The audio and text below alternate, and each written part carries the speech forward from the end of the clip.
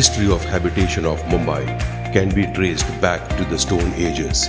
Recorded history of Mumbai goes back to 2500 years when the Mauryan Empire controlled it. Mumbai, with a population in excess of 20 million, is one of the largest cities of the world. The last 500 years has seen the city grow exponentially. A group of 7 islands was merged to make it Mumbai, a throbbing city. The City of Dreams has inspired millions of starry-eyed people to converge into Mumbai.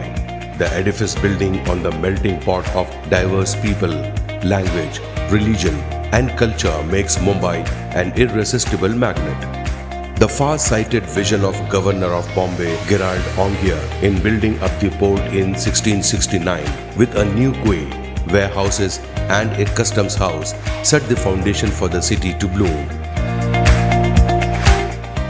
The Mumbai Customs House was set up to be headed by the Collector of Customs. Prior to 1911, the Custom Department at Mumbai was accommodated in 2 main buildings, namely the Fort Custom House and the Branch Custom House at the Princess Docks. Evolution from Mukaddams to customs brokers to a global logistics service provider. The early customs house agent was an amalgamation of dalals, the Mukaddams and the baggage agents. Over a period of time, the customs house agent has evolved to become total global logistics solutions provider. Custom Broker Association, championing the cause of the fraternity. The Bombay Custom House Agents Association was established in the year 1937. Over the years, it has untiringly championed the cause of the fraternity. It has now blossomed to become the largest association in India. Pre-1980s in Mumbai.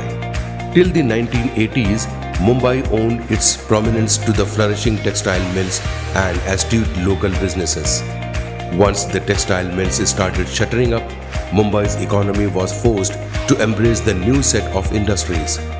The transition happened swiftly to make Mumbai home to most of the India's specialized technical industries. The boom period of opportunities and growth helped enterprising customs brokers to rise in prominence. In 1982, I took baby steps into the industry with a job in CHA firm. After working diligently for 7 years with a CHA firm, I developed the confidence to step out and start my own venture as a CHA in 1989. I always cherished a desire to give back to society and my fraternity.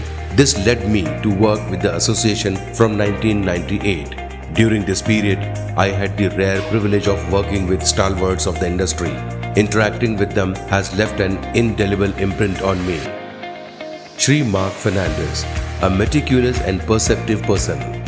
From him, I learned the priceless art of managing a committee with precision and tact. I had the wonderful opportunity to spearhead the CAFAC committee as its chairman under Shri Mark Fernandez's watchful gaze. He believed the future was digitalization. His far-sightedness can be gauged from his crisp quotes, "No EDI, no progress. Follow the paperless work." Shri R. Radhakrishnan, an astute professional with great persuasive skills. Working with Shri Radhakrishna, I imbibed the skills to be a team player.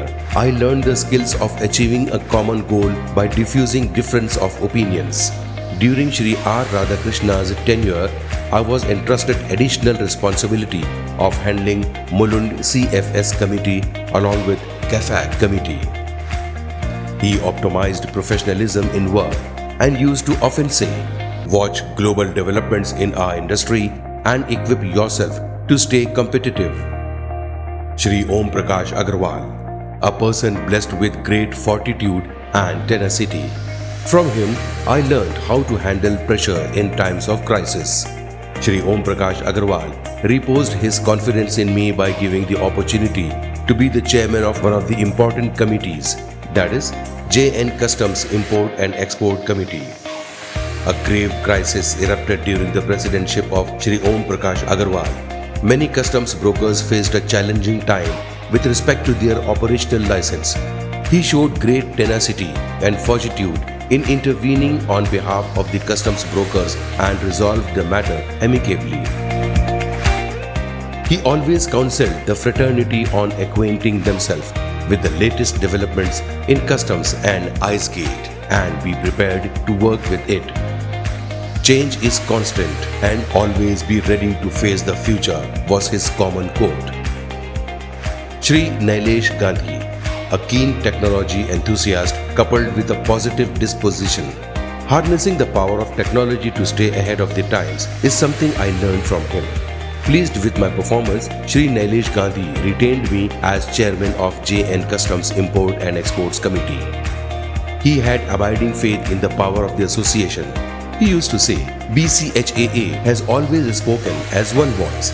It is the unity the BCHAA has displayed time and again that has enabled the association to grow from strength to strength. Shri George Joseph, a meticulous person with an eye for details.